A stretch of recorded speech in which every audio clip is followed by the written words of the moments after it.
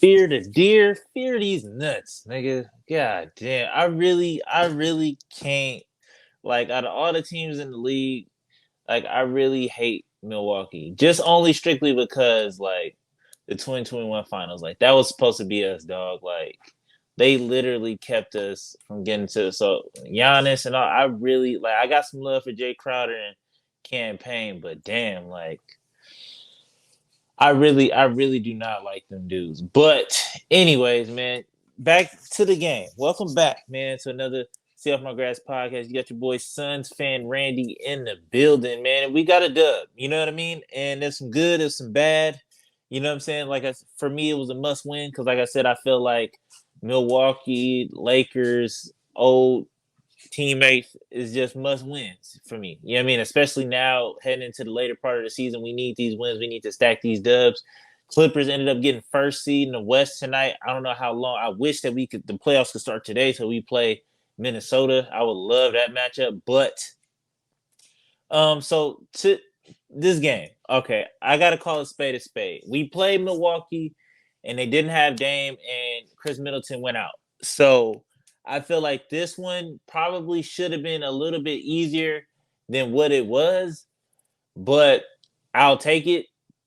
And like I do want to say this, like I hate the way we start games. Like absolutely hate the way the Phoenix Suns come out and we start games. Like that first quarter, I'm sorry, like that was like probably one of the worst first quarters I ever watched. Just from the turnover standpoint, like missing easy shots, nobody playing defense, but it was just like it was weird to watch because it's like nobody playing defense, but can't nobody score at the same time. Like it was the weirdest shit to watch of all time. Like it was so crazy to watch. But Book kind of kept us in it in the first half, and I appreciated that. He kind of got it going and kept it going. And I think I see what Frank Vogel is trying to do, and I feel like I see what this team is trying to do in the sense of like trying to mimic like the Warriors of the past, Bulls and stuff like that, like the championship Bulls teams, where it's like the third quarter is our quarter, and that's the quarter that everybody lock in and they come out and they try to take over and they do their thing and create that separation. Because I feel like if you just go back and you just watch, like I feel like some of our best moments come from the third quarter. Some of our best runs come from like when we cut the lead down or we take the lead or whatever. It always comes in the fourth. Now, how we finish the game is a different story. But I feel like I said, I think they said a stat tonight. We like lost like 10 games where we was up in the fourth quarter by double digits or some shit like that. So it's not like I said, it's definitely something in that third quarter. And I feel like if you know basketball and you know that the third quarter was real important for Phil Jackson and the Bulls and Steve Kerr and you know what I'm saying, the Warriors once upon a time. So I feel like I see that. I see what they're trying to do here. And I'm not mad at it. I'm not mad at it at all.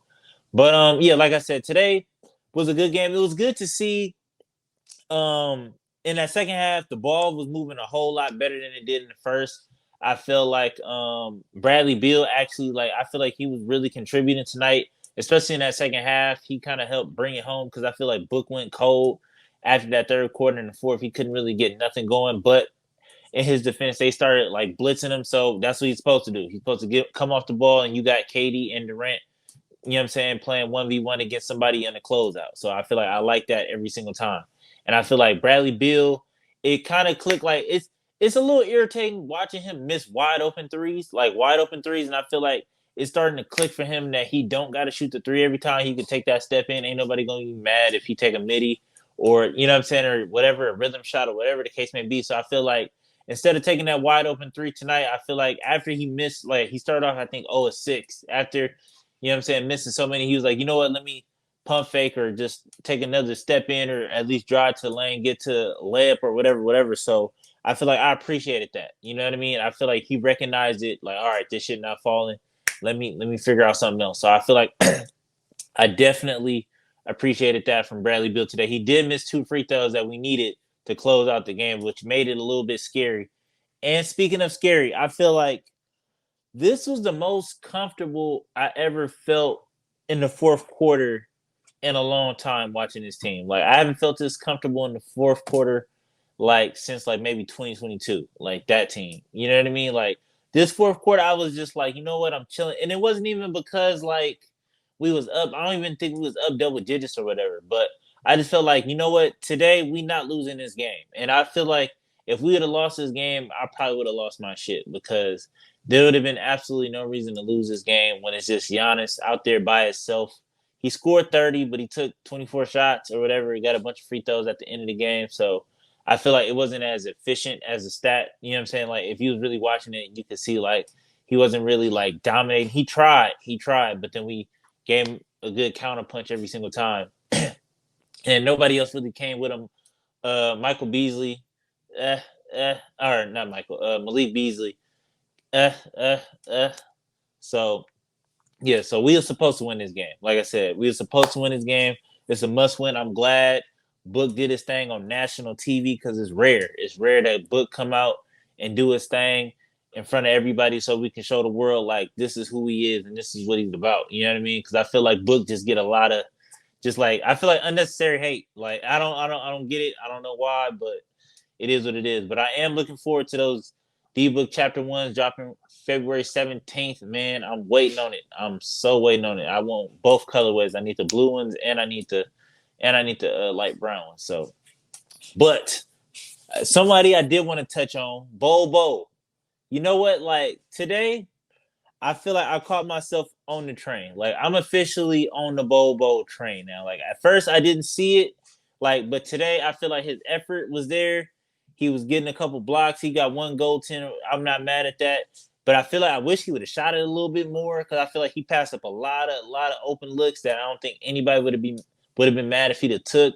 But I feel like I see the effect and like the impact that he brings to the court. And like I said, the energy that he brings to the court and just how it kind of translates throughout the team is, you know what I'm saying? It's a cheat code. You know what I mean? Like you seen it, we seen it in the past with when we used to have campaign when he used to make his little runs, he would get the crowd involved. We seen it a little bit with Javon Carter and stuff like that. So I feel like every team kind of needs that guy that's just the energy guy that's just like, okay, cool. You know what I mean? Because I feel like maybe if he might even start if he was the first sub off the bench, you know what I mean? Like maybe we wouldn't start out so flat like how we do every single night. But that's a different conversation for a different day. And I have to give credit when it's due.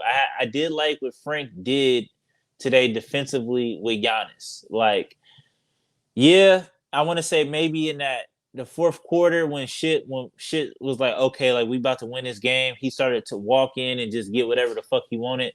But I feel like for the majority of the game, I feel like I liked how we defended Giannis. It was refreshing to see like a wall. It was refreshing to see like every time he went, he had to make 2-3 different moves instead of just a straight line to the basket.